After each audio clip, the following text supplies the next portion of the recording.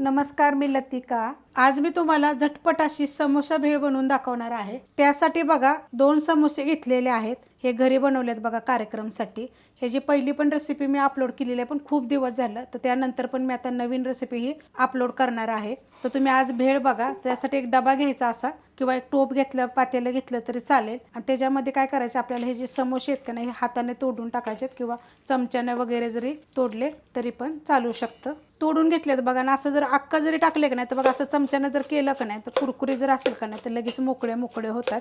अशा पद्धतीत बघा करायचं, बारीक करायचं जरा, कारण ते भेळ म्हटलं की थोडंसं हे बारीकच पाहिजे। एक मस्त लागतात, एक नंबर लागतात चवीला। तुम्ही अशा पद्धतीने एकदा तुम्ही जरूर करून बघा। आता त्यात टाकायचे आपल्याला हे सफेद चिरमुरे, एक वाटी भरून घेतलेले आहेत बघा।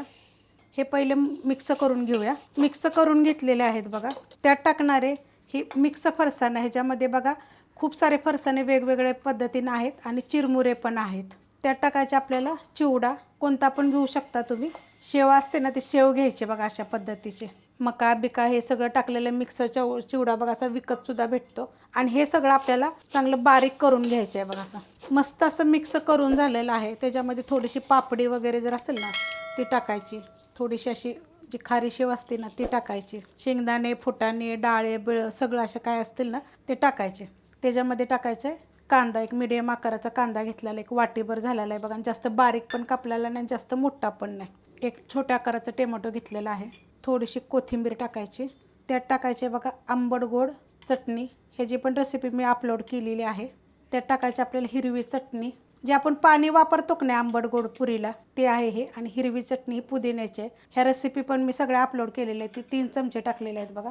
आता हे चांगलं मिक्स करायचं। मस्त असं मिक्स केलेलं आहे बघा। आणि काय करायचं माहिती आहे का, वाटलं तर डब्याला झाकण लावायचं आणि अशा पद्धतीत बघा हलवायचं बघा, वरचं खाली खालचं वर होतं। आता तुम्हाला मी सांगते, तुम्ही ह्याच्यामध्ये काय काय टाकू शकता। ह्याच्यामध्ये खारे शेंगदाणे, खारे फुटाणे जे आपण भाजतो ते, डाळ, फरसाणाचे कुठले बी प्रकार जर घरात नसेल तर बाहेरसुद्धा असं भेटतं ते वेगवेगळ्या पद्धतीनं। ती जर टाकलं ना, 5-5 रुपयाला, 10-10 रुपयाला छोटे छोटे मुलं जे आणून खातात ना, ती जरी पाकिट 1-2 जरी आणून मिक्स करून जर टाकले तर करून बघा, मस्त लागते अशा पद्धतीत बघा। आणि चवीला इतकी छान लागते ना, फक्त मिक्स व्यवस्थित करायचं बघा। मस्त झालेले अशा पद्धतीने। काय होतं माहिती आहे का, मुलांना काय काय वेगळं खायची इच्छा असते ना, आपण काय करतो बाहेर नेतो, बाहेरचं चारतो। आणि मुलांना बी आजकाल बाहेरचं आवडतं, तर घरात थोडंसं वेगळं असं काहीतरी प्रयत्न करायचा। रेसिपी आवडली तर लाईक करा, सबस्क्राईब करा, कमेंट करा आणि शेअर बी करा।